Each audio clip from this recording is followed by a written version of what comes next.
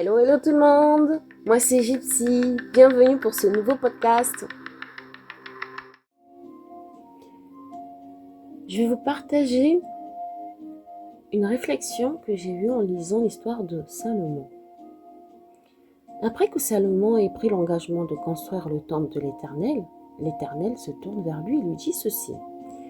Si tu marches selon mes lois, si tu pratiques mes ordonnances, si tu observes et suis tous mes commandements, la version Sommaire dit ceci, si tu te conduis selon mes ordonnances, si tu obéis à mes lois, si tu suis fidèlement tous mes commandements pour vivre en conformité avec eux, je réaliserai pour toi la promesse que j'ai faite à ton père David. C'est dans 1 Roi 6 au verset 12. Cette partie m'a interpellée, vraiment. Si tu te conduis, si tu obéis, si tu suis fidèlement et tu vis en conformité, alors j'accomplirai les promesses que j'ai faites. Pour que Dieu puisse réaliser parfaitement et non partiellement sa promesse, il donne une condition à Salomon, tout comme à nous aujourd'hui. Il y a une notion d'obéissance, de fidélité, de conduite et d'imitation, c'est-à-dire la mise en pratique afin d'incarner la parole de Dieu qui est la Bible. La parole de Dieu méditée, révélée par le Saint-Esprit, s'incarne en nous et finit par s'intégrer dans notre comportement, dans nos habitudes, dans nos modes de pensée et de fonctionnement, pour au final faire partie intégrante de nous et se révéler dans les moindres parties de notre identité, et cela au quotidien. Nous devons donc manger la parole de Dieu. C'est notre nourriture quotidienne. Dans Matthieu 4,4, il est dit « L'homme ne vivra pas de pain seulement, mais de toute parole qui sort de la bouche de Dieu. » Il y a cette notion de parole écrite et parole révélée. Dans ce verset, il est écrit « Mais de toute parole qui sort de la bouche de Dieu. » Et oui, la parole nous parle encore aujourd'hui. Dieu nous parle encore aujourd'hui et même en ce moment. N'est-ce pas magnifique? Prenons l'exemple du pain.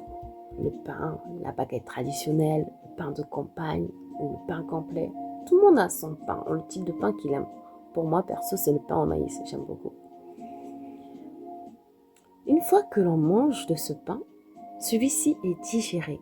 Les nutriments et les vitamines qui le constituent sont extraits et intégrés dans notre organisme et permet à notre métabolisme de bien fonctionner. Littéralement, nous pouvons dire que le pain finit par faire partie de nous. Nous l'avons intégré au-dedans de nous. Jésus n'a-t-il pas dit dans Jean 6, 51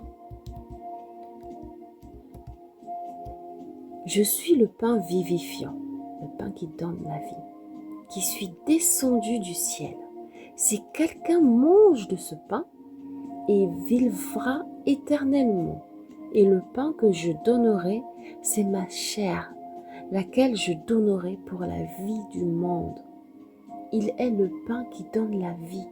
Il est le pain qui nous permet de bien fonctionner dans tous les aspects de notre vie.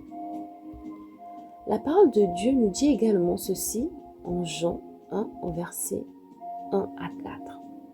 Au commencement était la parole, et la parole était avec Dieu, et la parole était Dieu. Elle était au commencement avec Dieu. Toutes choses ont été faites par elle, et rien de ce qui a été fait n'a été fait sans elle.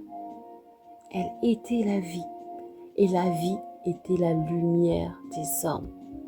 Jésus est la parole de Dieu et le pain qui nous donne la vie. Dans Jean 4, au verset 23, Jésus dit ceci.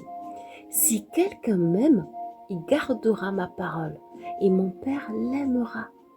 Il viendra à lui et nous ferons notre demeure chez lui. » Tout comme la parole de Dieu méditée quotidiennement vient s'intégrer en nous, et par cette intégration, c'est Jésus qui vient en nous. nous faisons un avec Christ. Et comme le Christ fait un avec le Père, nous aussi nous faisons un avec le Père, avec Dieu, Christ en nous, l'espérance de la gloire. C'est ce que Jésus nous rappelle également dans Jean 14, verset 20. Quand ce jour viendra, vous connaîtrez que je suis en mon Père, et vous saurez aussi que vous êtes en moi et que moi je suis en vous. Quelle belle espérance! Soit, quand Dieu nous demande de marcher selon ses lois, de pratiquer ses ordonnances, de les observer et de suivre tous ses commandements, la parole de Dieu, la Bible, méditée quotidiennement, se révèle en nous par le biais du Saint-Esprit et s'incarne au-dedans de nous. Quand elle s'incarne en nous, c'est Jésus qui fait sa demeure en nous. L'on peut dire que notre degré de proximité avec Dieu est tel qu'il est en nous.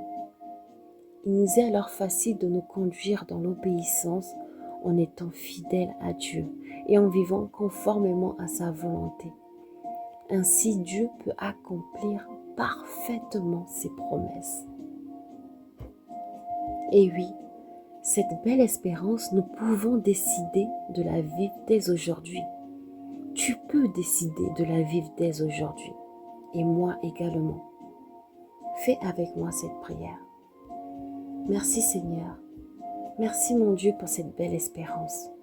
Quelle joie et quel délice de savoir que tu désires être si proche de moi au point de vouloir demeurer en moi.